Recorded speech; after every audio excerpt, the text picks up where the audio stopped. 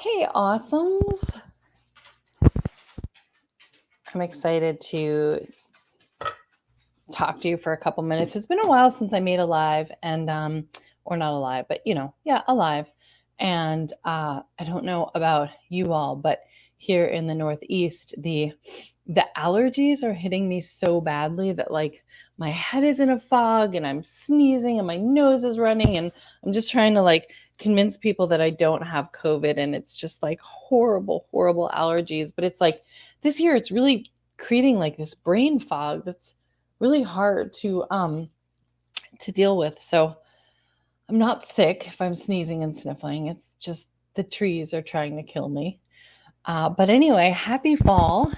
I wanted to jump in to talk to you about something that I've been focusing a lot on personally lately.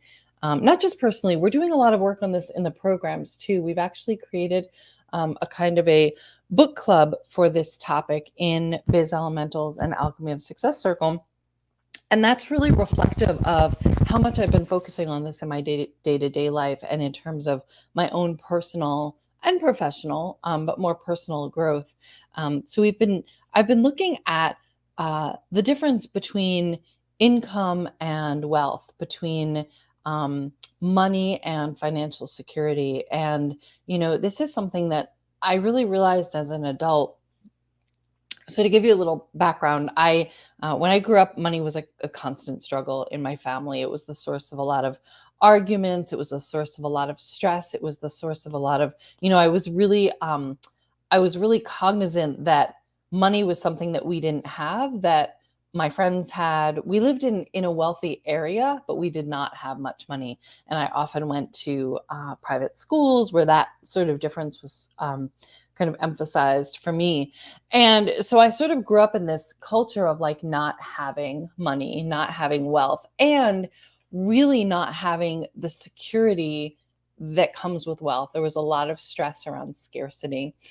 And then I replicated that as an adult, like always living hand to mouth. It didn't matter how much money I was making, there was always only just enough. And this is something that I've done a lot of personal work around in the last few months, like this concept that I can just allow enough, like just enough, not more, not abundance, not extra, not savings, not security, but just enough.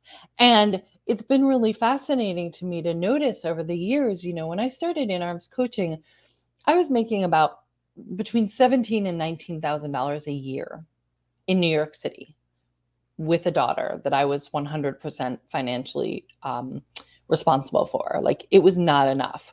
And my dream when I started in arms coaching, like my absolute end game dream was to hit six figures. Like $100,000 was the amount of money that felt like it would be so much that there would be enough. There would all of a sudden be enough. There would be security, there would be safety, there would be, the money that I needed for my kid, and to not have to put back groceries in the cart and to not have to worry about rent.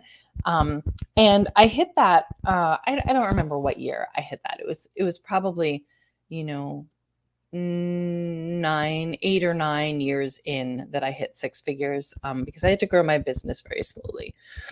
But one of the interesting things that I've noticed, and my income has gone up pretty much every year since then, while I've been able to scale back my time. And one of the things that I've noticed that is endlessly fascinating for me is that no matter how much money I'm making, I generally have just enough. And that there's this set point for me, which Jason Miller talks about in Financial Sorcery, of this set point where you have an internal set point and you do not allow yourself to go above it. And like he'll give the example of like someone whose set point is like $50,000 a year, and all of a sudden they sign up a client that will bring them to $75,000. And they're like, oh my gosh, yay, I'm going to make more this year. And then all of a sudden something happens in their life and the bill is $25,000 to bring them back to that set point. So this is really fascinating. If this is interesting for you, I'm actually going to be sending out a newsletter. I want to say later today, but I don't think it's going to be today. I think it's going to be tomorrow, giving you the resources that I'm using this past 6 months, the books and the recommended even different newsletters and a couple of experts that I've been really learning from. I'm going to send out an email to you kind of detailing that. But today I just really wanted to come in to jump about Andrea, Financial Sorcery. It's on our reading list for Biz Elementals. I'm so glad you like the idea of the book club. But Andrea, I'm going to send out all of the books that I'm reading and all of the resources I'm using into my email list realistically tomorrow. But one of the things that I really want to highlight is that so many women that I work with are focused on creating more income. And that's certainly important. Like, it's really important. If you're in my community, I want you to be like mogul wealthy. I want you to have so much money that you get to like found organizations and like buy up towns and like whatever the hell you want to do to exact the change on the world that you want to have. That's how wealthy I want you to be. But what I really want you to understand is that income doesn't equal wealth. You can make more and more money. And if you're not dealing with the internal stuff, if you're not dealing with the personal development, if you're not dealing with the fears and the blocks and the inner stories about you and wealth, that income won't necessarily create more for you. It won't create more for you because you're going to throttle yourself so that you always wind up having a set point of money. And this is something that has been so fascinating for me that I've really undertaken this kind of almost 6-month self-study program on understanding my set point, understanding why my income doesn't necessarily reflect, or why my wealth doesn't necessarily reflect my income, and my income doesn't necessarily create wealth because of these stuck places in myself, because of these old beliefs, because of these fears, because of these stories that I have about who I am and what wealth is about. And, you know, some of this is ancestral stuff. Like, some of this is not even our stuff. I did this amazing hypnotherapy session where we went back 3 lifetimes, and I realized what happened to women in my lineage who had wealth. And it was really fascinating and heartbreaking to understand that I come from a lineage of women who, the more money and wealth, the more income, the more visibility they had, the less safe they were. That's some deep shit right there. And I guarantee you that if you are a woman listening to this who grew up on planet Earth, you have this in your lineage too. You might not have the same lineage. I have Eastern European, right? So we had witches and we had Jews. Two people that were burned for being visible when people could see them. So no matter what your lineage is, I guarantee you that this happened to women in your past, and you carry that with you. And that's why it's so important to do this deep work and not just focus on increasing your income.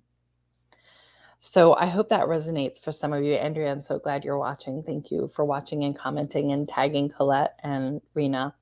I'm going to send out the email tomorrow. Can I post a comment?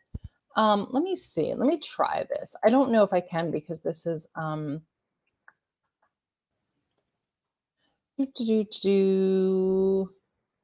me see if I can post a comment that will give you, you know what, whatever. If you go to inarmscoaching.com, you will see the sign up on my page. It's right at the top of the page. inarmscoaching.com, you'll see the sign up to jump on my email list. And I'll send it out probably tomorrow. And I'll give you the resources that I'm using, a couple of women who I'm following and really learning incredible amounts about not just the outer pieces of building wealth, but also the inner, more magical, more transformational pieces of building wealth. And even, understanding where you're blocking receiving wealth or receiving in general, which is a big piece. If you're having trouble creating and maintaining wealth, look at how comfortable you are with receiving. And this can be anything. Like, being open to receiving could be about how easy it is for you to name your prices when someone's like, how do I work with you? It could be about how you take compliments. Do you argue with them? Or do you say, oh my gosh, thank you so much. Yes, I am beautiful. Thank you. I look great today. It could be about how you ask for help. It could be like there are all these different symptoms of difficulty and barriers to receiving that will absolutely impact your ability to create and maintain wealth, which is different from income. Income is the amount of money that you make.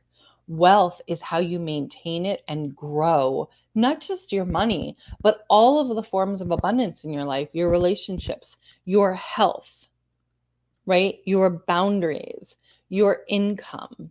Income is just one piece of wealth. Money is just one piece of wealth. And it all has to do with how well you receive. So inarmscoaching.com, jump on the list. I will get the email out tomorrow. I swear. And if you like this video, if this resonates with you, please like it, please follow it, please share it and tag other women. Help me to share it. Sharing is caring. I think we learned this in nursery school, but it's so relevant. Yay, Colette. Awesome. Andrea, thanks for tagging her. And Vivian, yay. But definitely help me get this to more women, if you please. And thank you so much. And I'll see you in your email box tomorrow morning. Not morning. I'm lying. It won't be tomorrow morning. I'll see you in your inbox tomorrow. No promises about what time, because I'm being really realistic here. All right. Mwah. Thanks for watching.